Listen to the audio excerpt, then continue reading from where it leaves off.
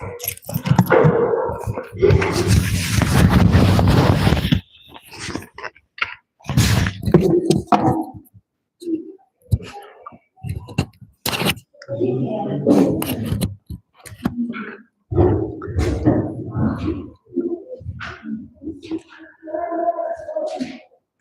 kita mulai taklim kita.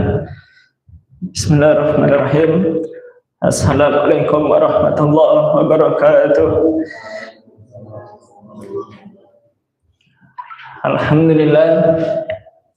Alhamdulillahirabbil alamin. Wa bihi nasta'inu ala umuri dunya waddin. Wassalatu wassalamu ala rasulillahil karim wa ala alihi wa ashabihi ajmain. Asyhadu an la ilaha illallah wahdahu la syarika lah wa asyhadu anna Muhammadan abduhu wa rasuluhu la nabiyya wa la rasula ba'dah. Allahumma shalli wa sallim wa barik wa an'im ala nabiyil karim wa ala alihi wa ashabihi radhiyallahu anhum ajmain. Alhamdulillah, kita bersyukur kepada Allah Subhanahu wa taala setelah kita libur selama 1 bulan karena kemarin kita melaksanakan ibadah shaum Ramadan. Alhamdulillah, pada kesempatan malam Ahad ini ta'lim kita bisa kita mulai kembali, dan insyaallah kita masih tetap istiqomah walaupun ta'lim setiap malam Ahad ini ya hanya seminggu sekali ya. Kita ta'lim malamnya setiap malam Ahad saja, tapi insyaallah kita istiqomah. Mudah-mudahan Allah berikan kita istiqomahan terus, kemudian Allah berikan limpahan pahala, amin ya rabbal alamin. Salawat dan salam kita aturkan kepada Nabiullah Nabi Muhammad sallallahu alaihi wasallam. Mudah-mudahan kita nanti di hari kiamat, mudah-mudahan nanti kita di akhirat bisa berjumpa dengan Rasulullah, bisa mendapatkan syafaat dari Rasulullah, dan bisa masuk surga bersama Rasulullah, amin ya rabbal alamin. Baik, kita mulai ta'lim kita dengan basmalah. Bismillahirrahmanirrahim. Kita bersyukur kepada Allah, kita sudah sampai di penghujung bulan Syawal. Sekarang sudah tanggal 24 bulan Syawal. Berarti kurang lebih 7 hari lagi Syawal selesai. 1 minggu lagi kita masuk bulan Dzulqa'dah. Setelah itu masuk bulan Dzulhijjah. Baik, pada bulan Syawal ini alhamdulillah kita masih dipertemukan oleh Allah. Tema kajian kita pada kesempatan malam hari ini yaitu tentang bagaimana keadaan ibadahmu di bulan Syawal. Bagaimana ibadahmu? Bagaimana kondisi ibadahmu di bulan Syawal? Orang-orang yang beriman kemarin pada bulan Ramadan itu diwajibkan oleh Allah untuk melakukan puasa Ramadan selama 1 bulan penuh, 29 atau 30 hari. Tentu banyak sekali amalan-amalan yang dilakukan pada bulan Ramadan dan itu penuh dengan semangat. Penuh dengan semangat, insya Allah penuh dengan keikhlasan. Salat kita luar biasa pada bulan Ramadan. Apalagi di pondok ini kan, Masya Allah. Kita berdoa kepada Allah, mudah-mudahan salat kita dan seluruh amal ibadah kita diterima oleh Allah Subhanahu wa taala. Jadi pada bulan Ramadan kemarin, salat sunnah kita itu ada salat tarawih setelah Isya. Tarawih, witir, kemudian menjelang sahur kita salat tahajud lagi. 4 rakaat, 6 rakaat, 8 rakaat, atau 2 rakaat paling sedikit. Begitupun untuk ibadah puasanya. Alhamdulillah kita full melakukan ibadah puasa. Kemudian tilawah Al-Qurannya, kita membaca Al-Quran pada bulan Ramadan kemarin, itu Masya Allah, ada yang hatam 5, ada yang hatam 4, ada yang hatam 3. Bahkan Ustadz punya kawan itu pondoknya, itu santrinya hatam 13 kali. Jadi satu Ramadan hatam 13 kali. Itu Masya Allah. Ustadz hatam 4 kali aja kemarin, alhamdulillah, dan itu luar biasa gitu. Menguras waktu dan menguras tenaga. Ini hatam 13 kali katanya. Itu kan dahsyat. Kemudian sedekah juga, walaupun kita nggak banyak, minimal untuk takjil, kemarin kita melakukan di bulan Ramadan. Maka pertanyaannya, di bulan Syawal ini, masihkah amalan-amalan itu kita amalkan? Di bulan Syawal, nanti masuk bulan Dzulqa'dah, masuk bulan Dzulhijjah, masuk bulan Muharram lagi, dan seterusnya. Masihkah amalan-amalan itu tetap kita istiqomah amalkan? Kalau kita di pondok ya alhamdulillah ya. Alhamdulillah. Ya kalau sholat 5 waktu ya kita di masjid terus ya alhamdulillah. Kalau baca Quran ya karena kita pondok tahfidz, harus kita syukuri, berarti kan kita tetap istiqomah ya. Kalau sholat tahajud ya alhamdulillah kita tiap malam setengah 4 ataupun jam 4 kita melaksanakan tahajud sampai waktu subuh, dan ini sudah istiqomah. Tinggal puasa tinggal puasa sunnahnya. Kita kemarin alhamdulillah sudah puasa 6 hari bulan Syawal, dan insya Allah kedepannya kita akan menjalankan puasa Senin Kamis. Jadi kalau kemarin kan bulan Ramadan selama 1 bulan aja kan penuh, selama 1 bulan penuh kita kuat melakukan puasa Ramadan. Puasa Senin Kamis ini kan cuma seminggu 2 kali aja, hari Senin sama hari Kamis. 2 hari kita puasa selama 1 minggu, 5 hari kita untuk berbuka, tidak berpuasa. Mananya ringan, dan ini insya Allah kita niatkan dan kita amalkan mulai besok. Insya Allah kita puasa Senin. Nah, besoknya ya, besoknya. Baik hadirin yang dimuliakan oleh Allah SWT, maka amalan-amalan di bulan Ramadan itu masihkah kita lakukan di luar Ramadan?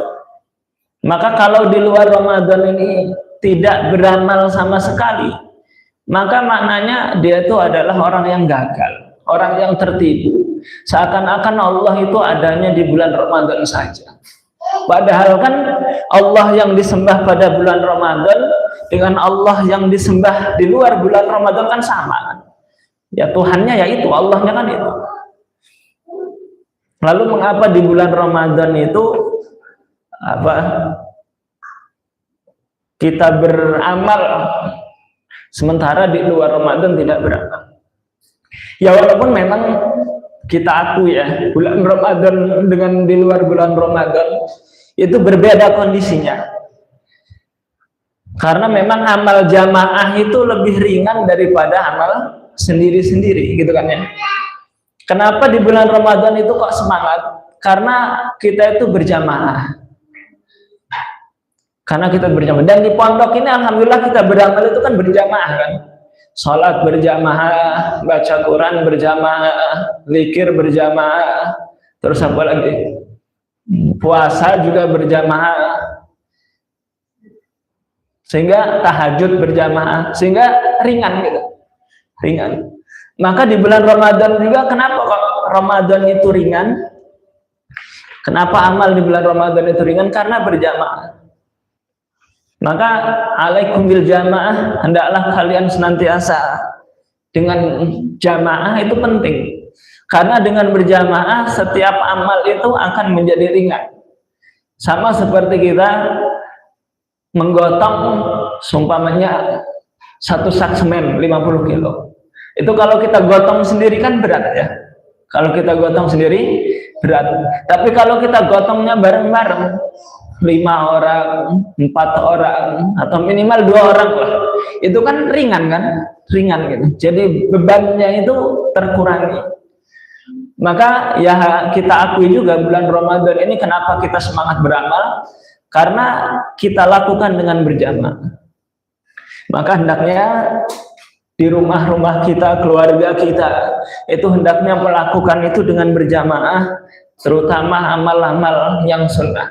Jadi coba kalau semuanya satu keluarga, bapaknya, ibunya, anaknya semuanya 3 atau minimal 1, bareng-bareng, ayo nak, kita besok puasa Senin, puasa sunnah hari Senin semuanya. Bareng-bareng puasa, maka terasa ringan, terasa semangat gitu. Ayo nak kita bareng-bareng murojaah, ayo nak kita bareng-bareng tahajud semuanya. Walaupun keluarganya mungkin hanya suami sama istri aja berdua. Kalau berdua dia akan menjadi ringan. Kenapa? Karena berjamaah. Berjamaah itu kan minimal 2 ya, 2 orang ya.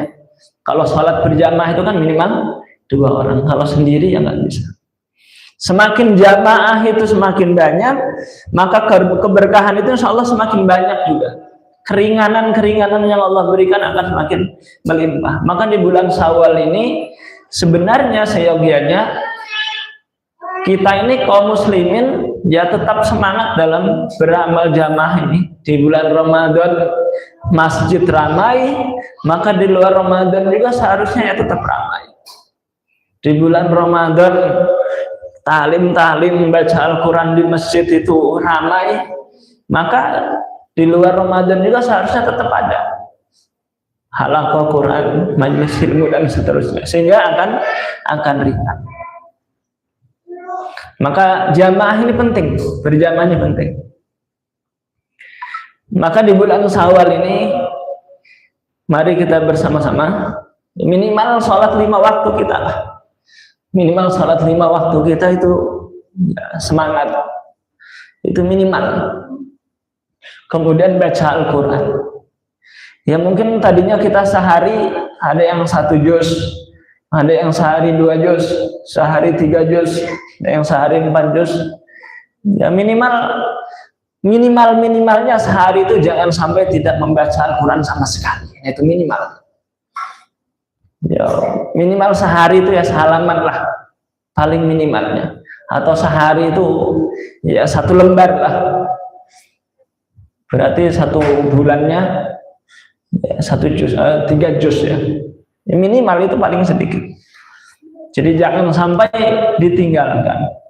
Ini kan biasanya kaum muslimin ini ketika bulan Ramadan Al-Quran itu diambil di masjid, itu Al-Quran dibacakan tadarus. Dan begitu sudah Ramadan selesai, Al-Qurannya ditutup, kemudian letakkan di dalam lemari, lemarinya dikunci.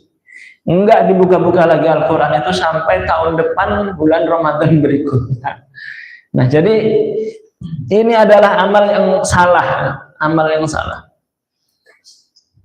Maka bulan Syawal ini insya Allah ya, dan bulan berikutnya sampai kita masuk bulan Ramadan lagi, kita insya Allah istiqomah mengamalkan apa yang telah kita amalkan pada bulan Ramadan. Maka bulan Syawal ini kan ada amalan-amalan puasa 6 hari ya, puasa 6 hari. Alhamdulillah kita sudah selesai.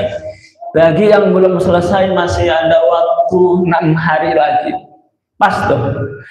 Berarti besok mulai puasa yang belum sama sekali puasa bulan Syawal. Jadi minimal itu puasa 6 hari. Jadi amalan bulan Syawal ini banyak.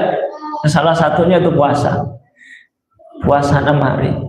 Kemudian yang kedua adalah puasa qadha bagi yang punya hutang. Itu harus segera dilunasi di bulan Syawal ini. Kenapa?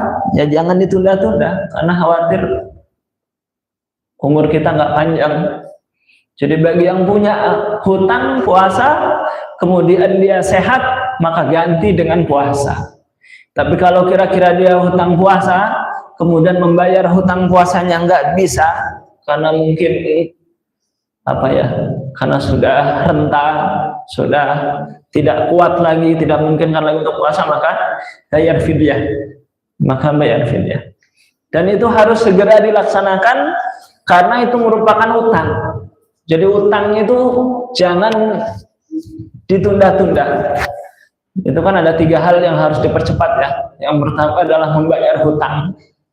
Baik itu hutang duit sama orang, sama saudara kita, sama orang lain, atau hutang kepada Allah. Hutang kepada Allah itu salah satunya ya hutang puasa itu. Harus segera ditunaikan. Kemudian yang kedua adalah menguburkan jenazah orang yang saleh, itu harus disegerakan. Jangan ditunda-tunda. Kemudian yang ketiga adalah menikah untuk pemuda-pemudi yang sudah pantas untuk menikah, atau menikahkan anak yang sudah dewasa, yang dia itu sudah pantas untuk menikah, supaya tidak terjadi zina. Maka di bulan Syawal ini salah satu amalannya yaitu melunasi hutang selain puasa Syawal. Kemudian di bulan Syawal ini ada amalan juga yang disunahkan, yaitu menikah tadi. Menikah. Yang sudah siap menikah di bulan Syawal ini ya, kalau sudah ada jodohnya, finansialnya sudah cukup, dan ilmunya sudah cukup, ya udah cepat nikah. Di bulan Syawal itu disunahkan. Aisyah radhiyallahu anha qalat, tazawwajani Rasulullah sallallahu alaihi wasallam fi Syawal. Ini hadisnya hadis riwayat Muslim. Kata Aisyah, kata Bunda Aisyah radhiyallahu anha, istri Rasulullah, kata beliau, Rasulullah menikahi aku pada bulan Syawal dan mulai berumah tangga denganku, maksudnya mulai hidup bersama, itu adalah pada bulan Syawal. Karena Rasulullah nikah dengan Sayyidah Aisyah itu Sayyidah Aisyah belum balik usianya. Dinikahi oleh Nabi, tapi tidurnya belum hidup bersama. Tapi begitu sudah mulai balik, sudah mulai dewasa, baru tinggal satu rumah. Dan itu merupakan wahyu dari Allah Subhanahu wa taala untuk menikahi Sayyidah Aisyah radhiyallahu anha, itu khusus untuk Nabi ya, khusus Nabi. Menikahi wanita yang belum balik. Kenapa kok seperti itu? Karena Bunda Aisyah ini adalah sahabiyah yang beliau ini cerdas. Beliau ini adalah anak Abu Bakar As-Siddiq. Dan ketika nikah dengan Nabi, maka amal-amal Nabi itu dari bangun tidur sampai tidur lagi itu dilihat, direkam, diriwayatkan oleh Bunda Aisyah radhiyallahu anha, sehingga hadis-hadis itu banyak dari jalur Bunda Aisyah radhiyallahu anha. Itu salah satu hikmahnya. Jadi jangan mencela Nabi. Nabi menikahi Bunda Aisyah, anak di bawah umur kok dinikahi. Nabi itu menikahi Bunda Aisyah di bulan Syawal itu karena perintah Allah Subhanahu wa taala. Kalau nggak diperintah nggak mau Nabi.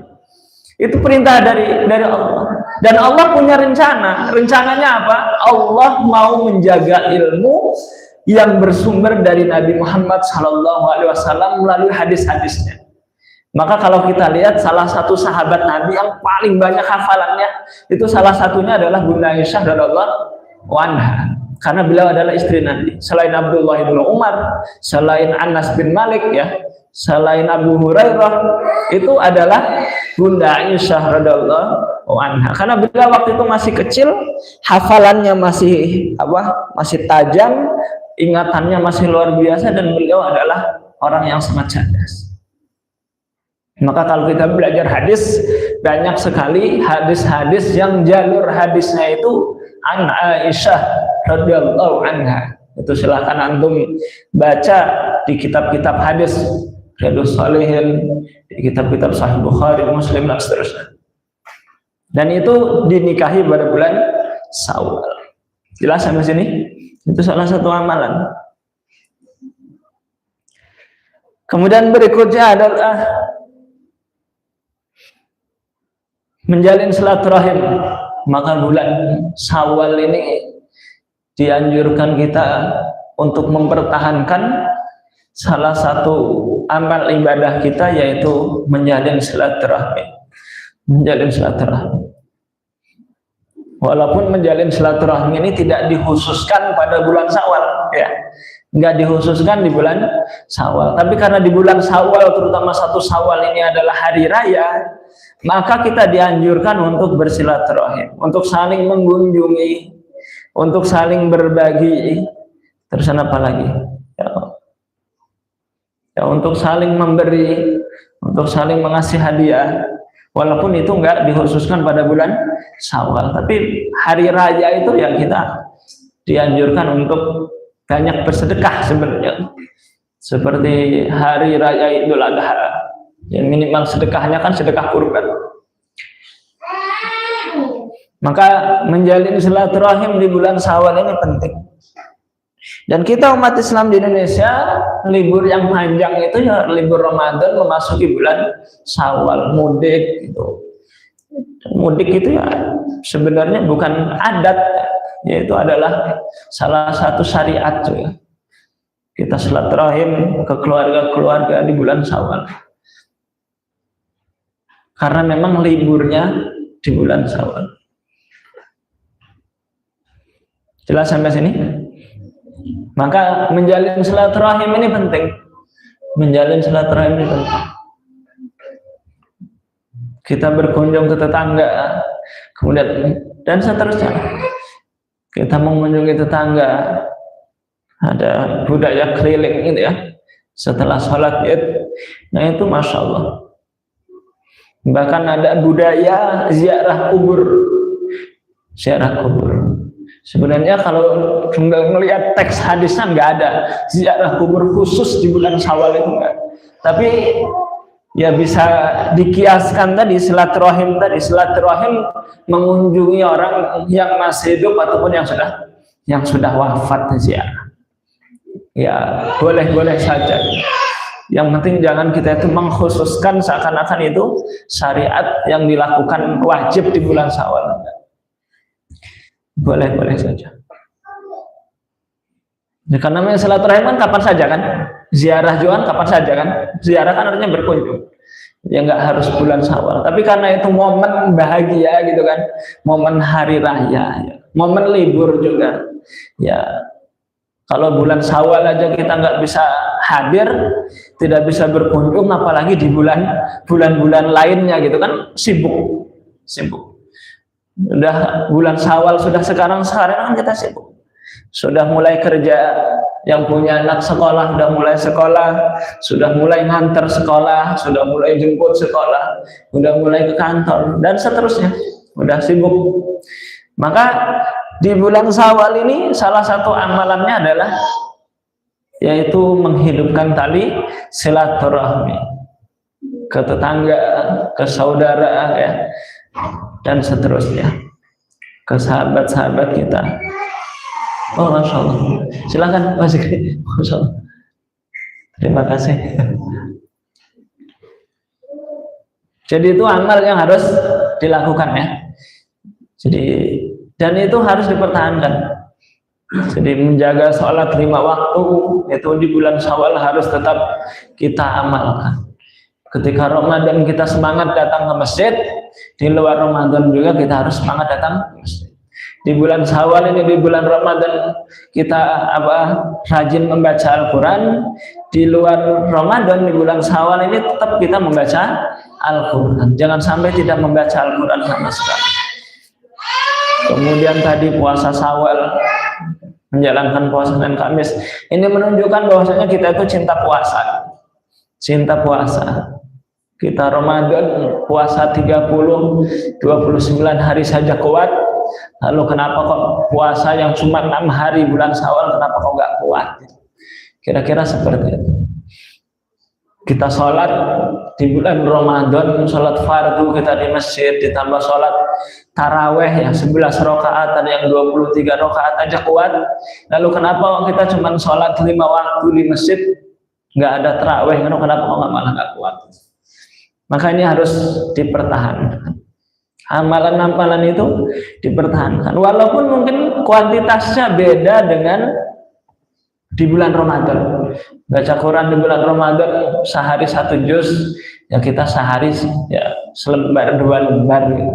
Yang penting jangan sampai ditinggalkan. Nah, itu amalan-amalan yang sebaiknya kita lakukan. Kemudian tadi menyegerakan bayar hutang, kemudian menjaga silaturahim.